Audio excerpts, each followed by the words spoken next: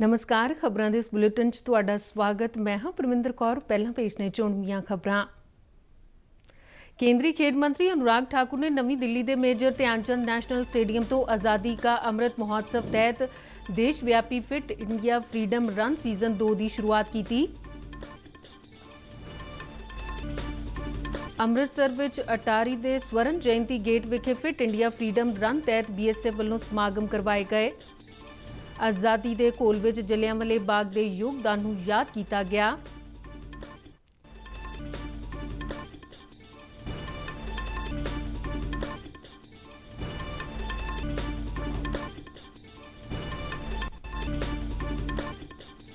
पंजाब केसरी लाला लाजपत राय के लुधियाना के जगराओं च पैंदे जद्दी घर के 7 किलोमीटर के घेरे च फिट इंडिया फ्रीडम रन करवाई गई। शहीद भगत सिंह के जद्दी पिंड खटकड़ कलां च फिट इंडिया फ्रीडम रन तहत करवाए समागम दौरान नौजवानों च भारी उत्साह देखने को मिलिया।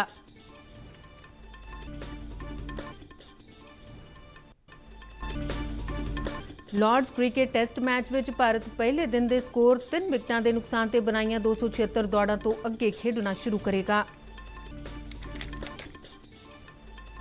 ते हुण खबरां विस्तार नाल। केंद्री युवा मामले ते खेड मंत्री अनुराग सिंह ठाकुर ने नवी दिल्ली च पैंदे मेजर ध्यानचंद नैशनल स्टेडियम तो आज़ादी का अमृत महोत्सव के हिस्से वजों Fit India Freedom Run season 2 के कौमी पद्धर के प्रोग्राम की शुरुआत की। इस प्रोग्राम च युवा मामले ते खेडां बारे राज मंत्री निशित प्रमाणित भी शामिल हुए।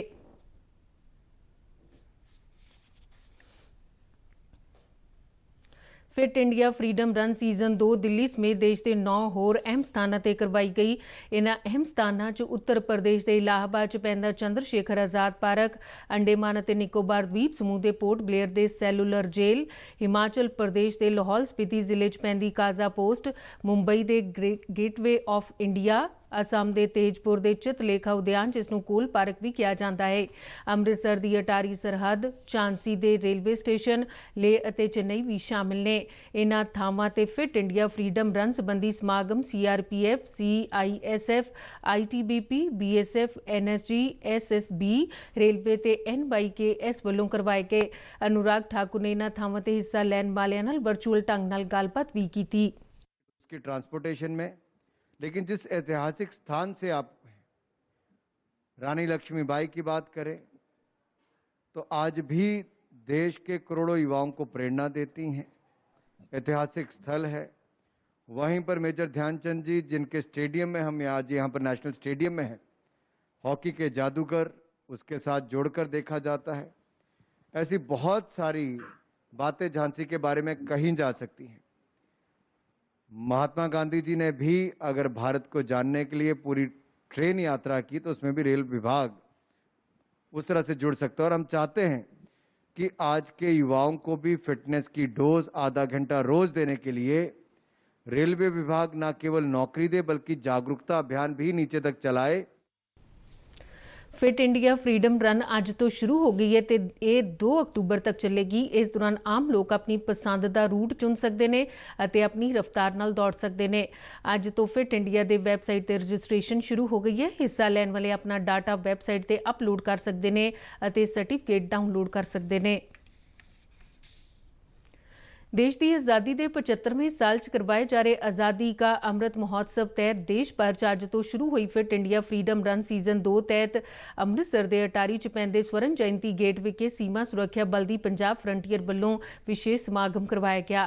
यह समागम BSF अमृतसर के सैक्टर हैडकुआटर च DIG भूपेंद्र सिंह की अगवाई हेठ करवाया गया। इस मौके करवाई गई 3 किलोमीटर लंबी फिट इंडिया फ्रीडम रन में BSF के अधिकारियों, जवानों और इलाके के लोगों ने वध चढ़ के हिस्सा लिया। समागम च सब तो पहला सारिਆਂ ने फिट रहने की सौं चुकी।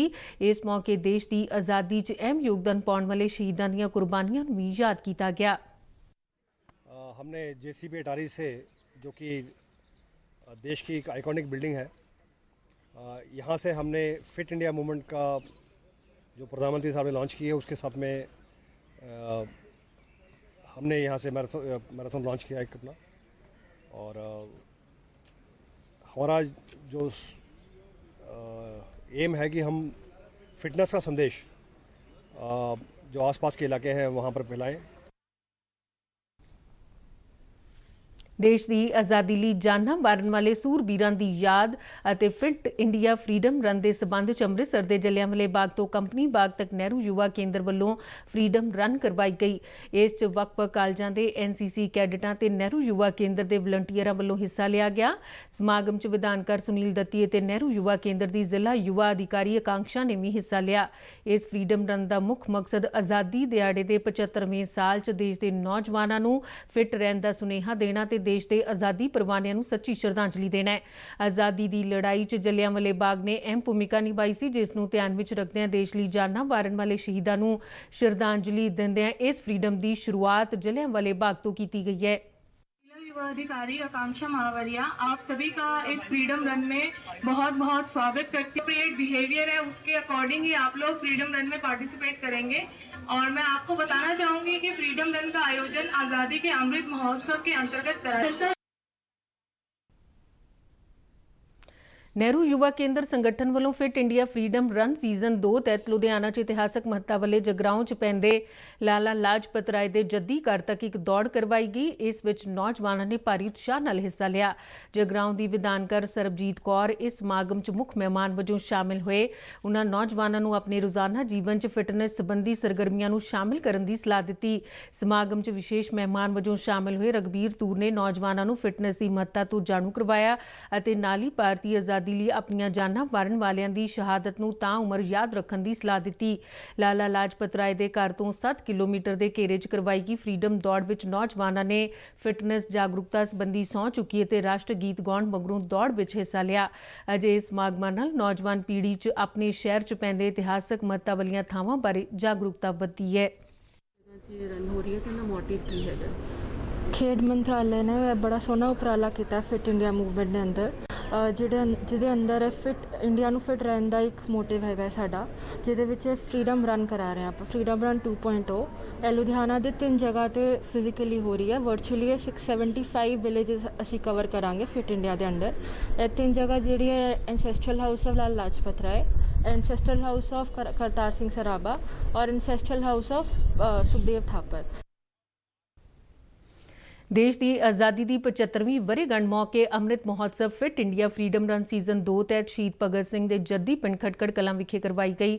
ਸ਼ਹੀਦ ਭਗਤ ਸਿੰਘ ਨਗਰ ਦੇ ਡਿਪਟੀ ਕਮਿਸ਼ਨਰ ਡਾਕਟਰ ਸੁਨੇਹਾ ਅਗਰਵਾਲ ਨੇ ਸ਼ਹੀਦ ਭਗਤ ਸਿੰਘ ਅਤੇ ਉਹਨਾਂ ਦੇ ਸਾਥੀਆਂ ਦੇ ਬੁੱਤਾਂ ਤੇ ਸ਼ਰਧਾ ਦੇ ਫੁੱਲ ਪੇਂਟ ਕਰਨ ਮਗਰੋਂ ਇਸ ਫਰੀडम ਦੌੜ ਦੀ ਸ਼ੁਰੂਆਤ ਕੀਤੀ।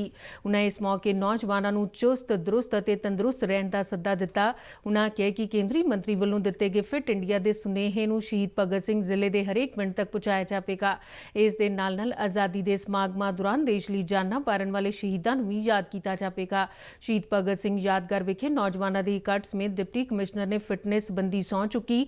ਮਗਰੋਂ ਸਾਰਿਆਂ ਨੇ ਰਾਸ਼ਟਰੀ ਗੀਤ ਗਾਇਆ। ਸਮਾਗਮ ਦੌਰਾਨ ਮੌਜੂਦ ਨਹਿਰੂ ਯੁਵਾ ਕੇਂਦਰ ਸੰਗਠਨ ਪੰਜਾਬ ਦੇ ਸੂਬਾ ਡਾਇਰੈਕਟਰ ਬਿਕਰਮ ਸਿੰਘ ਗਿੱਲ ਨੇ ਦੱਸਿਆ ਕਿ ਪੰਜਾਬ ਦੇ 5 ਜ਼ਿਲ੍ਹਿਆਂ 'ਚ ਪੈਂਦੇ 75 ਪਿੰਡਾਂ 'ਚ ਅਜੇ ਸਮਾਗਮ ਕਰਵਾਏ ਜਾ ਰਹੇ ਨੇ। ਉਹਨਾਂ ਦੱਸਿਆ ਕਿ ਕੇਂਦਰੀ ਖੇਡ ਮੰਤਰੀ ਅਨੁਰਾਗ ਠਾਕੁਰ ਨੇ ਸਮਾਗਮ ਨੂੰ ਵਰਚੁਅਲ ਢੰਗ ਨਾਲ ਸ਼ੁਰੂ ਕੀਤਾ ਹੈ। ਫਰੀडम ਰਨ ਦੇ ਮੰਤਵ ਦਾ ਜ਼ਿਕਰ ਕਰਦਿਆਂ ਗਿੱਲ ਨੇ ਦੱਸਿਆ ਕਿ ਇਸ ਦਾ ਮੰਤਵ ਜਿੱਥੇ ਨੌਜਵਾਨਾਂ ਨੂੰ ਫਿਟ ਰੱਖਣਾ ਹੈ, ਉੱਥੇ ਪੰਜਾਬ 'ਚ ਵੱਖ-ਵੱਖ ਜ਼ਿਲ੍ਹਿਆਂ ਨਾਲ ਸੰਬੰਧ ਰੱਖਣ ਵਾਲੇ ਅਮਰ ਸ਼ਹੀਦਾਂ ਬਾਰੇ ਨੌਜਵਾਨ ਪੀੜ੍ਹੀ ਨੂੰ ਜਾਗਰੂਕ ਕਰਨਾ ਹੈ ਤਾਂ ਜੋ ਉਹ ਸ਼ਹੀਦਾਂ ਤੋਂ ਨੈਤਿਕ ਕਦਰਾਂ ਕੀਮਤਾਂ ਤੇ ਦੇਸ਼ ਭਗਤੀ ਦੀ ਭਾਵਨਾ ਲੈ ਸਕਣ। ਅਸੀਂ ਆਜ਼ਾਦੀ ਦਾ ਅੰਮ੍ਰਿਤ ਮਹੋਤਸਵ ਦੇ ਸੰਬੰਧ ਵਿੱਚ ਉਹਦੇ ਅੰਤਰਗਤ ਫਿਟ ਇੰਡੀਆ ਫਰੀडम ਰਨ ਜਿਹੜੀ ਆ ਉਹ ਸ਼ੁਰੂ ਕੀਤੀ ਗਈ। ਅੱਜ ਅਸੀਂ ਇੱਥੇ ਖਟਕੜ ਕਲਾਂ ਸ਼ਹੀਦ ਆਜ਼ਮ ਭਗਤ ਸਿੰਘ ਜੀ ਦੇ ਮਿਊਜ਼ੀਅਮ ਤੋਂ ਇਹ ਸ਼ੁਰੂ ਕਰਕੇ ਉਹਨਾਂ ਦੇ ਉਸਦੀ ਪਿੰਡ ਜਿਹੜਾ ਹੈਗਾ ਵਾ ਉੱਥੋਂ ਅਸੀਂ ਉੱਥੋਂ ਤੱਕ ਦੌੜ ਨੂੰ ਲੈ ਕੇ ਗਏ। ਅਸੀਂ ਸ਼ਪਥ ਵੀ ਲਈ ਆ ਫਿਟ ਰਹਿਣ ਦੀ, ਅਸੀਂ ਦੌੜ ਵੀ ਲਗਾਈ ਹੈ, ਅਸੀਂ ਆਪਣੇ ਸ਼ਹੀਦਾਂ ਬਾਰੇ ਵੀ ਜਾਣਕਾਰੀ ਲਈ ਹੈ ਤੇ ਅਸੀਂ ਆਪਣੇ ਭਗਤ ਸਿੰਘ ਦੇ ਘਰੇ ਆਏ ਹਾਂ। ਭਾਰਤ ਅਤੇ ਇੰਗਲੈਂਡ ਦੀਆਂ ਟੀਮਾਂ ਵਿਚਾਲੇ ਖੇਡੀ ਜਾ ਰਹੀ 5 ਮੈਚਾਂ ਦੀ ਮੌਜੂਦਾ ਟੈਸਟ ਲੜੀ ਦੇ ਦੂਜੇ ਮੈਚ 'ਚ ਅੱਜ ਭਾਰਤੀ ਟੀਮ ਆਪਣੇ ਪਹਿਲੇ ਦਿਨ ਦੇ ਸਕੋਰ 3 ਵਿਕਟਾਂ ਦੇ ਨੁਕਸਾਨ ਤੇ ਬਣਾਈਆਂ 276 ਦੌੜਾਂ ਤੋਂ ਅੱਗੇ ਖੇਡਣਾ ਸ਼ੁਰੂ ਕਰੇਗੀ। ਰੋਹਿਤ ਸ਼ਰਮਾ ਤੇ KL ਰਾਹੁਲ ਤੇ ਆਧਾਰਿਤ ਇਸਲਾਮੀ ਜੋੜੀ ਨੇ ਟੀਮ ਨੂੰ ਚੰਗੀ ਸ਼ੁਰੂਆਤ ਦਿੱਤੀ। 126 ਦੇ ਕੁੱਲ ਸਕੋਰ ਤੇ ਭਾਰਤ ਦੀ ਪਹਿਲੀ ਵਿਕਟ ਰੋਹਿਤ ਸ਼ਰਮਾ ਦੇ ਰੂਪ 'ਚ ਡਿੱਗੀ। ਰੋਹਿਤ ਨੇ ਆਊਟ ਹੋਣ ਤੋਂ ਪਹਿਲਾਂ 83 ਦੌੜਾਂ ਬਣਾਈਆਂ। ਚੇਤੇਸ਼ਵਰ ਪੁਜਾਰਾ 9 ਅਤੇ ਕਪਤਾਨ ਵਿਰਾਟ ਕੋਹਲੀ 42 ਦੌੜਾਂ ਬਣਾ ਕੇ ਆਊਟ ਹੋਏ। ਦਿਨ ਦਾ ਖੇਡ ਖਤਮ ਹੋਣ ਤੇ KL ਰਾਹੁਲ 127 ਦੌੜਾਂ ਬਣਾ ਕੇ ਕ੍ਰੀਜ਼ ਤੇ ਡਟਿਆ ਹੋਇਆ ਸੀ। ਅਜਿੰਕੇ ਰਿਹਾਨੇ ਦੂਜੇ ਪਾਸੇ ਇੱਕ ਦੌੜ ਬਣਾ ਕੇ ਖੇਡ ਰਿਹਾ ਸੀ। ਤੇ ਇਸ ਦੇ ਨਾਲ ਹੀ ਖਬਰਾਂ ਦੇ ਬੁਲੇਟਿਨ ਖਤਮ ਹੁੰਦੇ। ਨਮਸਕਾਰ।